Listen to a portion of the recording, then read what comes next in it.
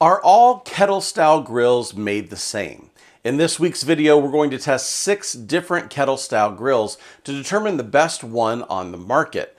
It turns out all kettle grills aren't created equal, and we're going to rate them in 15 different categories to crown a winner.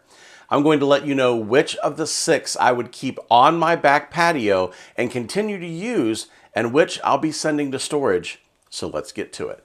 I'm David Gafford, and here at the Barbecue Lab, we test over 100 different outdoor cooking and outdoor living appliances every year to help you make the best decisions for your backyard. We have been testing these kettles for over a month now, with friends cooking on them to give us their feedback as well. There's a lot to cover, and a few things that I'm certain that you haven't heard before when you think about buying a kettle grill, so let's meet the contenders. First up is the Master Kettle from Slow & Sear Grills. It's currently priced at $399. Next up is the Napoleon Pro 22-inch kettle, and you can find it for right around $390. The Kettle Joe from Kamado Joe is up next for $399.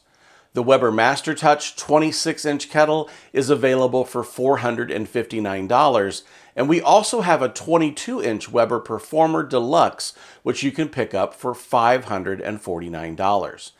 Rounding out the testing group is the Spider Grill Huntsman, available at a price of $899.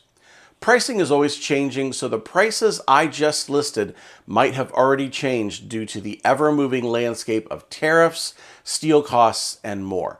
If you're thinking about making a purchase, check out the links in the description below, where we have discount codes and links to special pricing where you can often save yourself some money with the Barbecue Lab. Make sure you stick with us, because here in a little bit in this video, I'm going to show you where you can get a PDF download that can help you grade your kettle grill that you're considering to see if it's the best one for you. Here's how this testing is going to work. We published the Perfect Grill Checklist a few months back to help buyers evaluate any grill and rank how it will fit their needs. We have put 6 or 7 grills through the checklist and ranked them with a final score, only to learn that our checklist is too generalized and doesn't really allow the best grills to shine in their category. We're not afraid to admit our mistakes or when we're wrong, so in this video we're rewriting the checklist specifically for kettle grills and refining our rubric to give you the best data and scoring system that we know how to create. Does that mean it will be perfect? Absolutely not. We're trying to quantify the unquantifiable here, and this is our attempt to show you what makes the best grills truly great. We're going to award a possible 5 points per category. Let's start with cooking capacity. The Weber Master Touch is a 26-inch kettle, making it the largest in the group. The other 5 kettles measure at 22 inches, so I'm going to award the Master Touch a 5 and everyone else a 3 when it comes to cooking capacity. Whenever I'm working on a kettle, I usually notice that they're much shorter than other grills when it comes to the interaction height. Measuring from the ground to grate level, here's the measurements for each model in our testing group. Napoleon is the tallest at 34 inches, and the Spider Grill Huntsman is the lowest at 29.5 inches. The Huntsman does have an optional lift kit available that will bring it up to 32.5 inches as an optional accessory, so I'll rate it with that in mind, but give it a ½ point penalty for having to buy it separately. Napoleon gets a 5, Weber's Performer Deluxe and the Master Kettle get a 4, the Huntsman gets a 2.5, the Weber Master Touch gets a 2, and the Kettle Joe scores a 1 out of 5. A big deciding factor for the kettle grill is the cooking grates themselves. What are they made of, and are there ways for me to add smoking wood or work with my charcoal without lifting the entire grate out to get underneath? The Huntsman grates are made of thick and heavy stainless steel, and there's easy access to the charcoal below through a front door, so it earns a 5. I'm going to give the Slow & Sear and both Webers a 4 for being all stainless with easy access to charcoal through hinging grates. The Napoleon earns a 3 since it has cast iron grates that hinge, but I'm already worried about the grates rusting over time. The Kamado Joe earns a 2 for 2 half-moon grates, but I don't love that I need to lift off half the grate to do anything with the fire. None of these grates are incredibly easy to clean, but some are certainly easier than others. The standouts for most difficult are the Weber grates with all of their hinged and pull-out sections.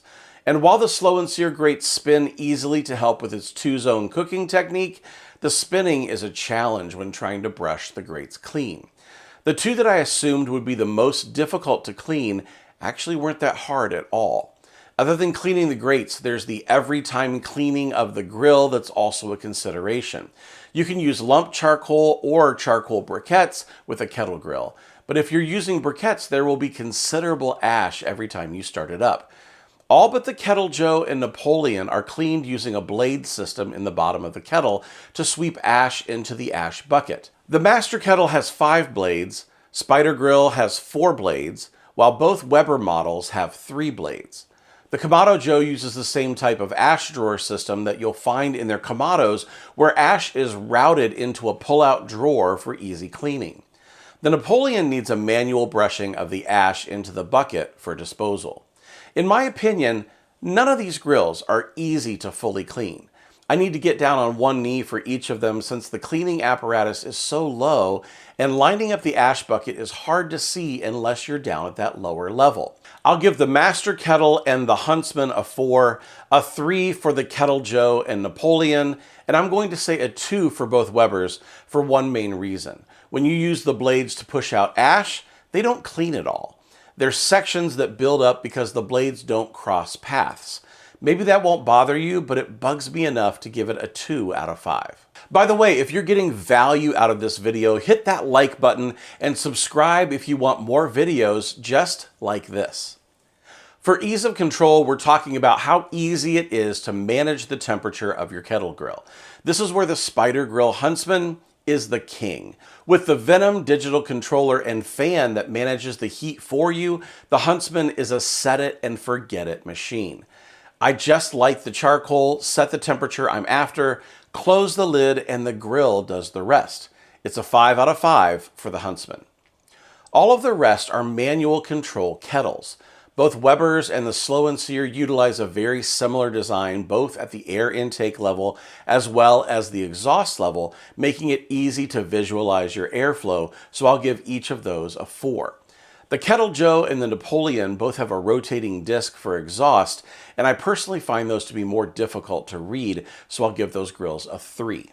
Kettle grills have manually adjusted airflow for decades, but since I often find myself cooking while multitasking, I found that fan-controlled is my preferred way. By the way, it's worth mentioning that Spider Grills offers the Venom controller as an add-on accessory for 22-inch Weber kettles. So if you like that level of ease and already have a mid-sized Weber, we'll drop a link down below where you can get that. There's also adapter clips for the 26-inch as well, so either size of Weber will work with that controller. Monitoring temperature on kettle grills has been historically handled by a small analog thermometer dial located on the lid. Internal temp monitoring isn't something you find on most kettle grills, but here again, Spider Grills has both the digital temperature readout and an internal meat probe that reads out on the digital display. Is this overkill for a kettle grill? Maybe. But I admit I love taking the guesswork out of things. The rest of the kettles in our roundup have an analog thermometer in the kettle lid and no way to monitor meat temperature. I can hear the charcoal purists now. That's the way it's supposed to be. Dang technology trying to take over my grill. The largest thermometer is found in the Napoleon at around 3 inches, and the smallest were the 2 Weber models coming in around 1.5 inches. A 5 out of 5 for the Huntsman for digital temp display and an internal probe. The Napoleon, Slow and Sear, and the Kettle Joe get a 3 for having a larger gauge, and both Weber models earn a 2 for small temp gauges. Indirect cooking is a staple on kettle-style grills. Simply bank your coals to one side or the other, set your meat on the grate opposite the fire, and you have indirect cooking ability. There are a few notable exceptions on this list, starting with the Kettle Joe. The bottom of the Joe is slanted to pull the charcoal towards the middle of the kettle. There's no real way to put the coals to one side in this kettle, but that's where the slow roller accessory that ships with this grill comes into play. It's a heat deflector that you add in to enable a whole grate of indirect cooking. The Huntsman can bank coals to get half of the cooking surface indirect, but there's also a ceramic plate diverter that gives you full cooking surface heat deflection. Both Weber's, the Napoleon, and the Slow and Sear can do indirect cooking, but it's half of the cooking grate instead of the whole like the Joe and the Huntsman. The Kettle Joe gets a 5 for having the deflector included, the Huntsman a 4 for the optional accessory to deflect for the whole grate, and the rest get a 3 for half grate indirect cooking capability. And like the Venom controller I mentioned earlier, you can also pick up Slow and Sear accessories that can be used in any kettle or Kamado grill. We'll have a video coming in a couple of weeks about that and showing you the cold grate method for cooking a lovely steak. Be on the lookout for that video, and we'll link it up here and in the description once that goes live. In just a minute, we're going to look at some build quality categories, but first I'm curious. What's your favorite cooking method on a kettle? There are more than 10 different ways to use a kettle with the snake method and more, so let us know down in the comments what your favorite cooking style is and why you love it. A key function on a kettle grill is simply working with the lid. Half of these lids come completely off and half are hinged. You probably think of the Weber kettle lid in most cases, and here's how it works. Just pivot the lid to the side and it stands vertically in the lid holder attached to the side of the cart. The same goes for the Master Touch 26-inch. The lid is much heavier, but you can still pivot it using the built-in rollers.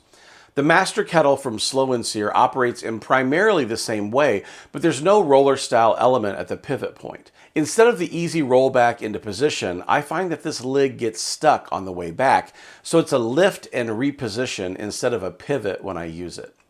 The Napoleon has a hinged lid, and I admit that I didn't expect it to hinge this way when I first opened it.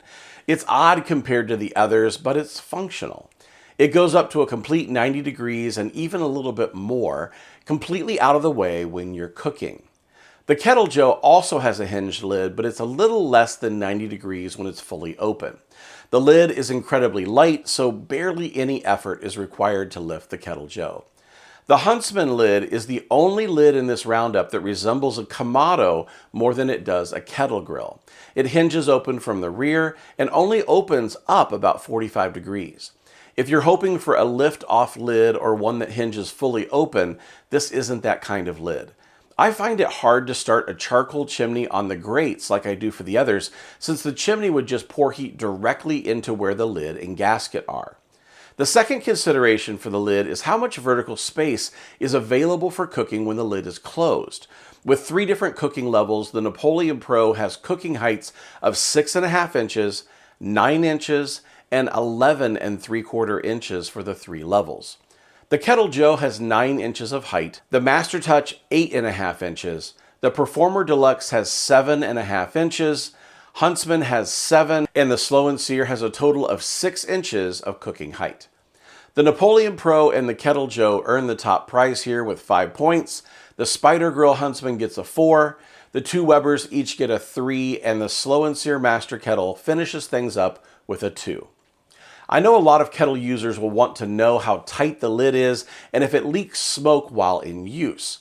All but 2 of these grills leaked quite a bit of smoke in our testing around the lid.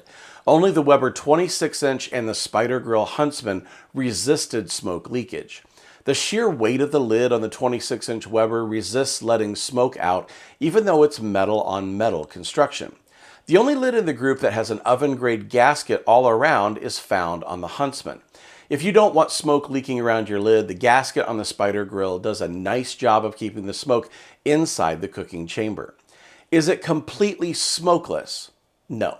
It's using a forced air fan to push air through the chamber, so that extra air pushing through causes leaks even with a gasket, but it's minimal compared to what's coming out the top.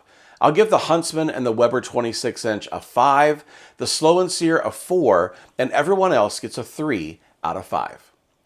Looking at the quality of construction of each kettle in our roundup is difficult, since it's not easy to measure the metal thickness with rolled edges around almost all of these grills. Manufacturers aren't quick to divulge metal thickness on their website either, so we're left to wonder.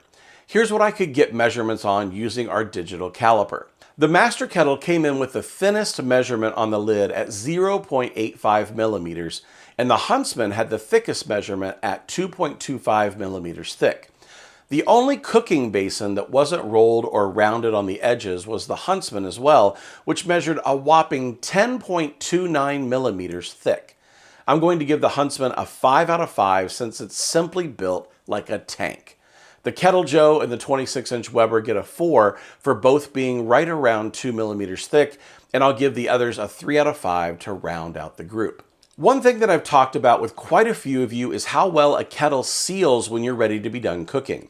That's the lid seal, exhaust setting seal, air intake seal where the blades make contact with the bottom of the bowl, and more.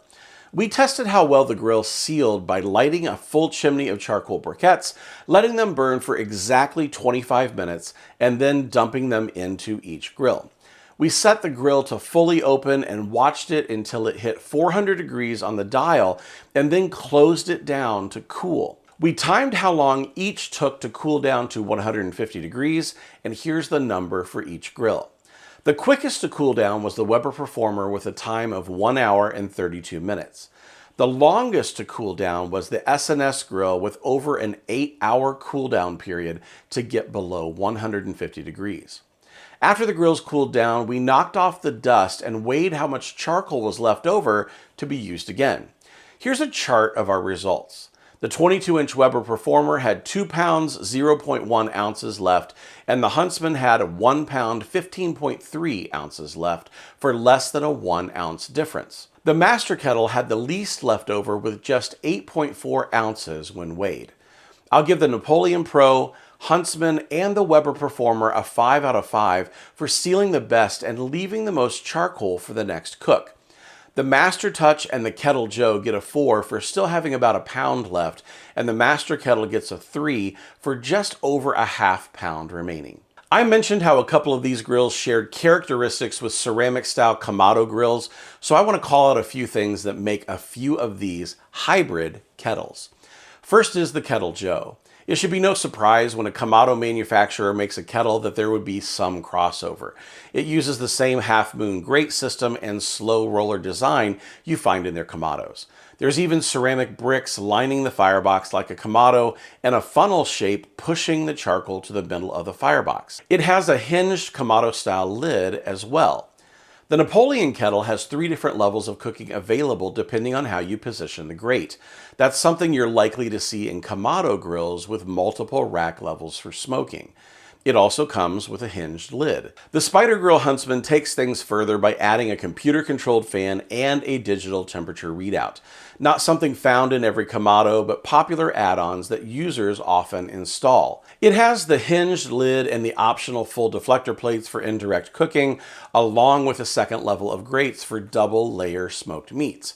If you want a Kamado, these are all very Kamado-like without the additional added price of 300 pounds of ceramic. I find that there's never enough room to set trays of food when I'm grilling, so let's take a look at the shelving options on these kettles. The Kettle Joe has 2 folding metal side shelves like you'd find on a Kamado. Not oversized, but they'll support what I need when cooking on a kettle. The Master Kettle comes with a cart that features a shelf on the right and a removable spice rack down below. Weber's Performer Deluxe is a cart model with what I would call a table on the right-hand side of the grill. It's by far the most space in this group, and it gets a 5 out of 5. The Master Kettle and the Kettle Joe get a 4 out of 5 for slightly smaller shelf space. The Spider Grill Huntsman and the Napoleon Pro 22 get a 3 out of 5 for having optional side shelves available if you want to add them. The 26-inch Master Touch doesn't have any side shelf options, so I have to award it a 1 out of 5 in this category. Moving these kettles around the patio isn't very difficult, but when you introduce moving across the grass, it's a totally different story. The Kettle Joe is heavy with the ceramic plates in the kettle, and with these small wheels, it's tough to move through the yard. The Huntsman is very heavy as well, but it's easier to get through grass while still not being easy. The Master Kettle, Weber Performer Deluxe, and the Weber Master Touch are pretty easy to move through the grass as long as you lift up on one side of the grill. The 26-inch Weber only has 2 wheels, but they're the large wheels that easily get through grass with this tripod design. The 22-inch Weber has 2 of the same large wheels, but also 2 small casters on the cart, but I still find it easy to move through the grass when you lift up on the caster side. The Slow and Sear has 2 large wheels and 2 legs, so lifting up to move is the only option. The Napoleon is a shin hitter, so I suggest small shuffling steps to keep the bottom rack from whacking you in the shin. I'm going to give the 2 Weber kettles a 5 for mobility, the Slow and Sear and the Huntsman a 4, the Napoleon gets a 3, and the Kettle Joe finishes out the group with a 2. I know that many of you want to trick out your kettle with accessories, and every one of these brands has copious amounts of add-ons. The number one add-on we hear about is the rotisserie, and some of these kettles can use a rotisserie attachment. The Napoleon, Slow and Sear Master Kettle, Spider Grill Huntsman, and Weber Performer can all use a rotisserie. Since those brands also offer covers and a variety of other cooking accessories, they each get a 5. Kamado Joe and Weber both offer a ton of accessories and covers, but since the Kettle Joe and Master Touch can't use a rotisserie, we'll give them a 4. When I buy a new grill, I know I want the best warranty on the block, so here are a few slides that show the warranty of each of the grills in this lineup. Many boast a 10-year warranty, but it's further complicated by separating out the components and coverage lengths. The Kettle Joe gives a pretty comprehensive 5-year warranty, and the Spider Grill Huntsman rounds out the group with a 3-year warranty. I'll give the Huntsman a 3, the Kettle Joe a 4, and the rest a 5 out of 5 for the warranty. There's a few things that only personal experience can teach you, so I want to walk through each grill and give you some thoughts that I had along the way. The Napoleon Pro 22-inch was the only kettle that had enough height to do a beer can chicken. The 3 levels of grate position paired with the charcoal baskets gave me the control I needed for this kind of cook. The cast iron grates can give a mean sear, but they're extremely heavy compared to the other 5 in this group. If you have to lift them up and move them around, be prepared for a workout. The cart isn't as solid as I hoped, and if you shake it, there's a good bit of wobble. The hinged lid that opens to the side was weird the first few times I used it, but over time it became normal and really didn't bother me. The Slow and Sear Master Kettle is my favorite grill in this roundup to sear a steak on. With the Slow and Sear system built into the Master Kettle, it's easy to have a cold zone and hot zone with a grate that easily spins in a full circle. The trade-off is that the grate can be hard to clean since it moves around so easily. One oddity when I went to close the lid on the Master Kettle is that I wanted to lean the lid over and slide it into place each time, and when I did that, it would catch. It's a lift out and place lid instead of the slide over lids like you'd find from Weber. Cooking on the Slow and Sear for me was all about 2-zone cooking, so if you're into banking your charcoal to one side and creating a hot zone and having the rest of the grill be a cool zone, this is better than the rest at 2-zone cooking. It's also the best at searing for a single family. By filling just the charcoal basket, you use less charcoal and keep that coal close to the grate. It gives you a smaller sear area with less coal, which is perfect for weeknights after work. The Kamado Joe Kettle Joe with the 2 half-moon grates gives me Kamado vibes. Multiple types of cooking are possible. Grates that are divided and placed on different levels screams Kamado to me. The included slow roller makes indirect cooking easy, even though it's not as nice of a system as what you get in the larger Kamado Joe, which honestly makes sense at this price point. The grates are surprisingly hard to clean with the horizontal support beams running perpendicular to the main grate rods. With any kind of pressure, you get stuck at every brush, and I didn't like that.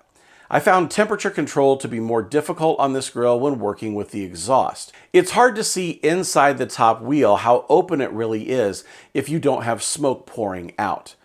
The Spider Grill Huntsman is really a breeze to set and maintain temperature. I've used this grill to cook all kinds of things, and it fits my lifestyle while working on multiple other things.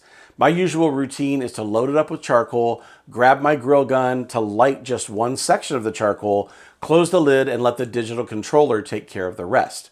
It really simplifies kettle grill cooking when I can set up the grill and then go inside and keep working while monitoring things on my mobile phone app. I thought the grates were going to be a real pain to clean, but personal experience has taught me that they're fine. If you want to make them hard to clean, you can push down really hard while cleaning and get your brush stuck, but normal cleaning is easy, and I like using a flat scraper for cleaning since this grate doesn't have anything to get in the way. To say that the metal is thick on this kettle is a massive understatement. I've never worked with a kettle grill that's this heavy and built to last. You can control the Huntsman without the digital fan by setting air intake manually like the other grills in this roundup. The Weber MasterTouch 26-inch is huge in comparison to every other kettle in this group. It's only a 4-inch difference, but in reality there is a ton of cooking space on this grill and it needs more charcoal to cover the larger area. When I'm cooking for just my family, the 26-inch is too big. When I have friends over, the 26-inch is barely big enough. Buying the 22 or the 26 really comes down to how often you're wanting to use it to feed a crowd. I love the slide-over lid capabilities on this grill. The lid is a whole lot heavier than the 22-inch version, and I'm glad I just have to roll over the lid instead of completely lift it off to move it.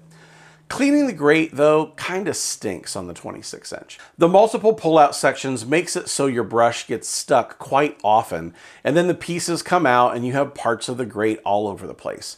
I don't like cleaning these multifunctional grates at all.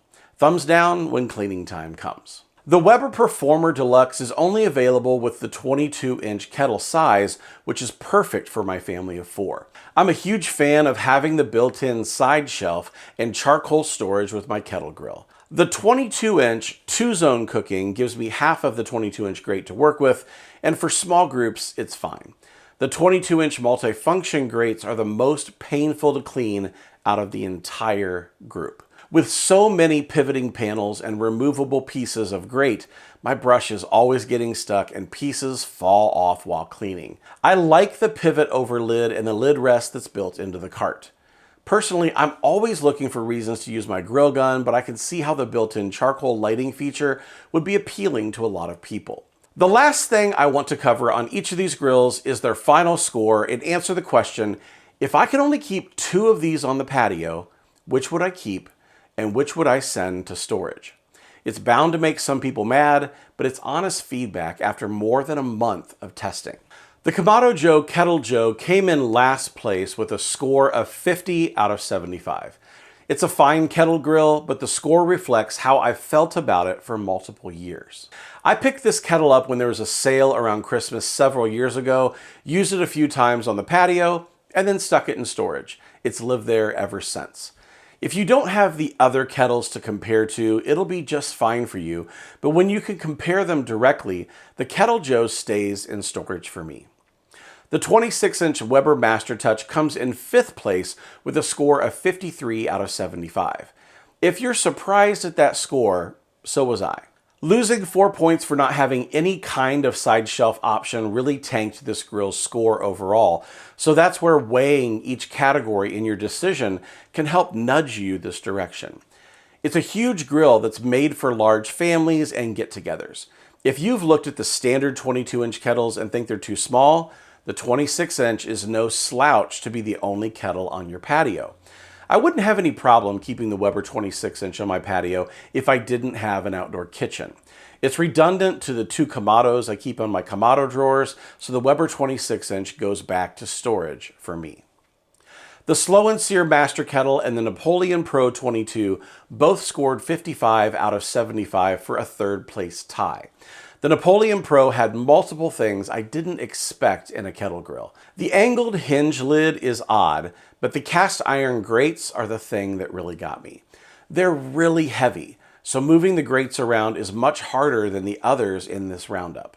So for that reason, I'd send it back to storage. If you're okay with heavy grates that weigh multiple times more than the others, this might be for you, especially if you're looking for something with more cooking height available. When you look at the Pro 22 being the lowest price kettle in our roundup, there's something to be said about the value here.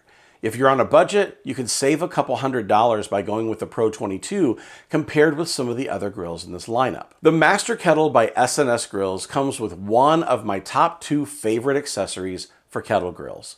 The Slow & Sear accessory comes included in this grill, which means that you don't have to buy a more expensive kettle and then add $70 to $100 for a Slow & Sear.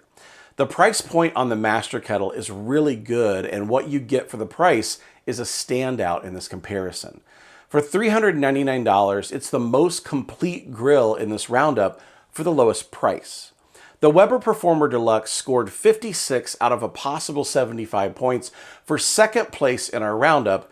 It's pretty expensive for a 22-inch kettle grill, but with the added features of the deluxe model, I can see how they get there. It's the second highest priced at $550, but you get the Weber name and plenty of work and storage space to go with it. This has been the kettle on my patio for the last year, and I enjoyed using it. However, when the Huntsman joined my collection, the Performer Deluxe went to storage where it stayed until we pulled it back out for this comparison.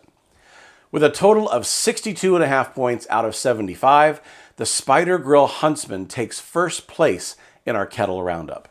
The digital controller and computer-controlled fan is a game changer in how I use a kettle grill here at the Barbecue Lab. If I'm cooking something low and slow for my family and I want maximum flavor, I turn to the Huntsman. If it's a flight of burgers on a weeknight, I fire up the Huntsman. Just about any time I want to amp up the flavor of my cook with charcoal and wood chunks, this is the grill I light up. Even with a complete outdoor kitchen on the patio, which is saying something. The Huntsman makes grilling and smoking easy. With a standard kettle, I have to keep going in and out, checking the charcoal, checking the vents, making sure that the temperature isn't getting out of control and it's landing where I want it. With the Huntsman, I light it up, set the exhaust where the controller tells me it should be, and head back inside until I'm ready to cook. It's the ultimate kettle experience without the hassle of needing to micromanage a traditional kettle, and that's why this grill will stay on my patio year-round. If the Huntsman is out of your price range, or if you already have a Weber kettle, the Venom controller is available to add to your Weber to make it digitally fan controlled as well. For a not too expensive upgrade, you can have the features of the Huntsman for your existing Weber. You may be saying you only picked one grill to keep on your patio and you sent the rest back to storage. I kind of did, but in reality, I would take either the 22-inch Weber or I would take the 22-inch Slow and Sear on the patio as the other grill that I would keep, but for one primary reason. I love that Slow and Sear accessory. It gives you the incredible ability to be able to sear steaks in just one of the best ways I know how to do it. So I love that Slow and Sear system, but you could put it in multiple grills. So whether you buy the Master Touch or the Master Kettle, either of those would work, but make sure you have that Slow and Sear system in. That's what I would choose for the other grill to keep on the patio. Now, I know we've thrown a ton of information at you in this video, and it's hard to kind of think through all of this when you're at the store or considering what grill you want to buy. We've put together a PDF download that you can get to help you make an educated decision on your next kettle grill, and all you have to do is click this link that's here on the screen or check down in the description. We're going to give you that PDF for free to help you make an educated, best decision on your next kettle grill purchase. So that's it. More than a month of testing, 6 grills crammed into a single video. If you're thinking about picking up one of these grills, you can save some money using the links and discount codes in the description. We pulled together the discounts we know of and the links to the places where you can get them for the lowest price. So make sure you don't pay more than you need to when you're upgrading your cooking arsenal. I'm David from the Barbecue Lab. Behind the camera is Melissa. Thanks for watching, and we can't wait to see you on the next one.